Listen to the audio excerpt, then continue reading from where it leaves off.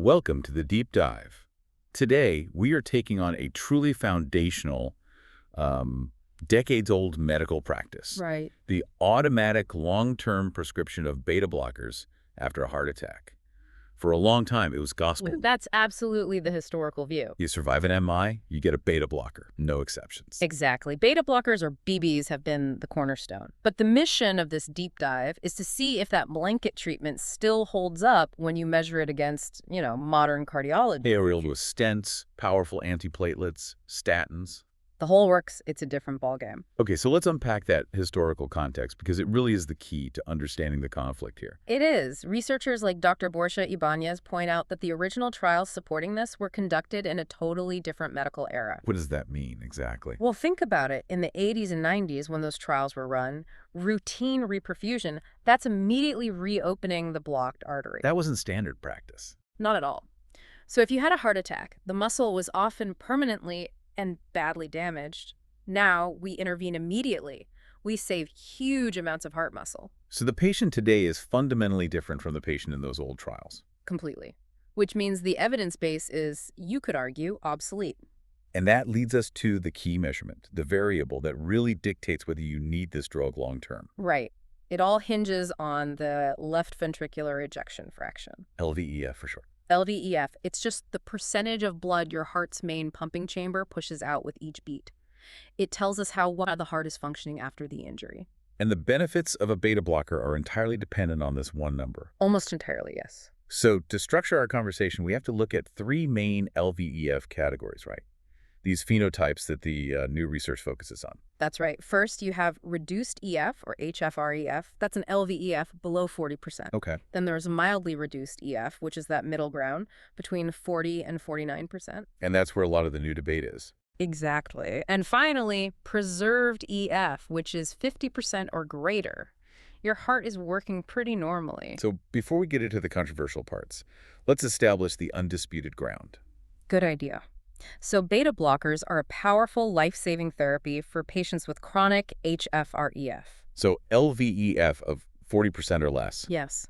This is not debated. It's cornerstone therapy. And the benefit here is it's huge. I mean, No. when you look at the landmark heart failure trials, the numbers are just staggering. They are. The Copernicus trial, for instance, showed that carvedilol reduced all-cause mortality in severe chronic heart failure by a stunning 35%. A 35% reduction. And that's consistent across the different drugs we use. Carvedilol, bisoprolol, metoprolol, 6-8, they all reduce mortality and hospitalizations. So for the listener, the question might be, why are they so good for this really impaired heart muscle? What's the biology here? It's because we're hitting the root cause of how heart failure gets worse. When the heart starts to fail, the body kind of panics.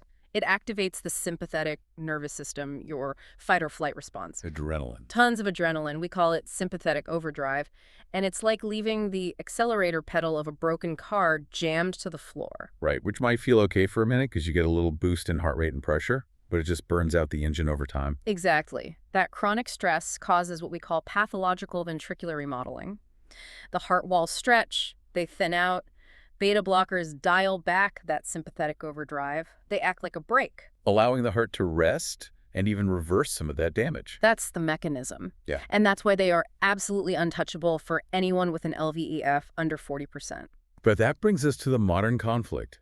If they're so good for impaired hearts, why were we using them for everyone, even for patients with normal heart function? Just that reflexive habit, based on the old data. And now we have new data, particularly from the ESC Congress 2025, that really challenges this blanket use for patients with an LVEF over 40%. This is where it gets interesting, because we had two major contemporary trials looking at these exact patients, and at first they seemed to completely contradict each other. Okay, lay them out for us. What were these two conflicting views? First, you had the Reboot CNSE trial. This was run in Spain and Italy, over 8,000 patients, all post-MI with an LVEF above 40%. And their conclusion? Clear as day. They found no clinical benefit for long-term beta blocker therapy. The primary outcome, death, reinfarction, heart failure, hospitalization, was virtually identical between the groups. So in that trial, if the heart's function is preserved, the drug seems irrelevant. But then there's another perspective. Right. The second was the beta-MIG dam block trial. This was Norwegian and Danish data, same patient population, LVEF of 40% or greater. And they found. They found that beta blocker therapy did lower the risk of death or major adverse cardiovascular events. Not by a lot, a 2.1 percentage point difference, but it was there. And it was mostly driven by a lower risk of another heart attack. Wait a second. So how do researchers reconcile that? I mean, that looks like a classic head-to-head contradiction. One says no benefit, the other says some benefit. This is a great question, and the key was hidden in the details. The investigators realized that lumping everyone with an LVEF above 40% together was masking a really critical difference. So they needed to slice the data differently. They had to dive into the specific LVEF range. This led to what one of the researchers, Dr. Eva Prescott, called a coherent message. So if the big group of over 40% gave conflicting results, where did they look next? They zeroed in on that mildly reduced LVEF subgroup, specifically patients between 40 and 49%. That middle ground. That middle ground.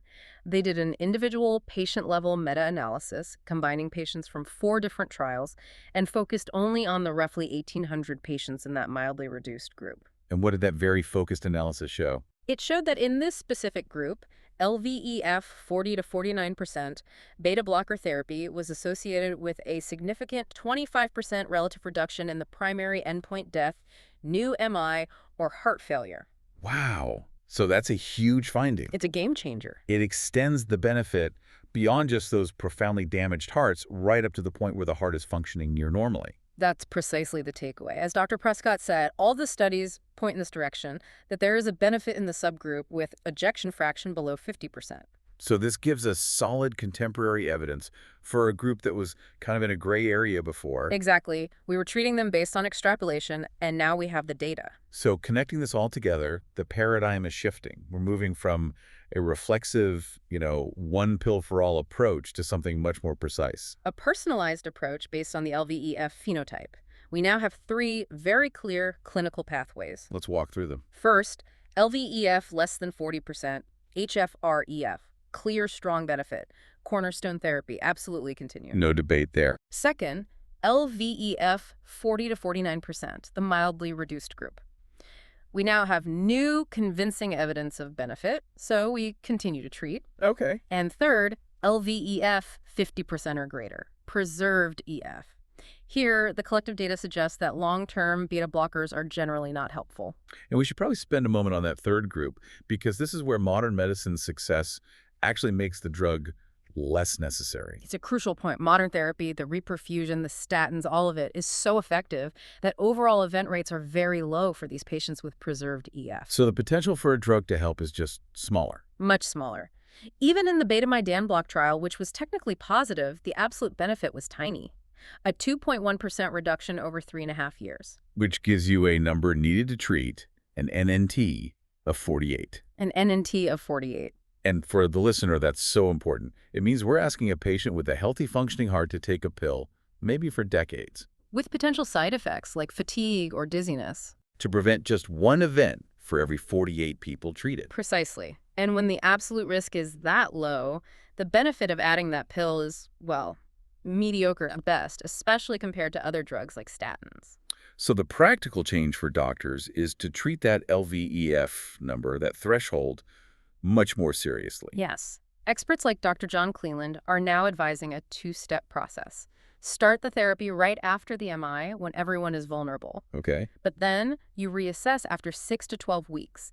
And if that patient has recovered to an LVEF of 50% or more, and they don't have another good reason for the beta blocker, like angina or high blood pressure, then you can stop it. You can pursue what's called selective omission of the long-term therapy. That makes perfect sense. Use it when the patient is unstable, but pull it back once they've proven they're stable and their heart function is healthy. Right. It's shifting from treating the label MI to treating the specific person and their heart's actual condition. So the era of the universal post-MI beta blocker is fading. It's being replaced by a nuanced, evidence-based strategy rooted in LVEF measurement. This deep dive really confirms their life-saving role in real heart failure, but it clarifies their long-term use shouldn't be automatic anymore. And that is fantastic news for patients who might be able to avoid a lifelong medication that doesn't have a measurable benefit for them. Absolutely. And this leaves us with a final thought to mull over. Okay. We've established that beta blockers work by dialing back that neurohormonal overdrive. So if we see limited benefit in patients with preserved EF, where the heart has mostly recovered, does this imply that their ongoing risk isn't from that overdrive? What would it be from them? Well, maybe it's from mechanical stress or microvascular issues or different types of arrhythmias that beta blockers just aren't designed to treat. Maybe a whole different class of drug or intervention is needed with them. We've just proven what doesn't help them long term. So the deep dive now begins into what does.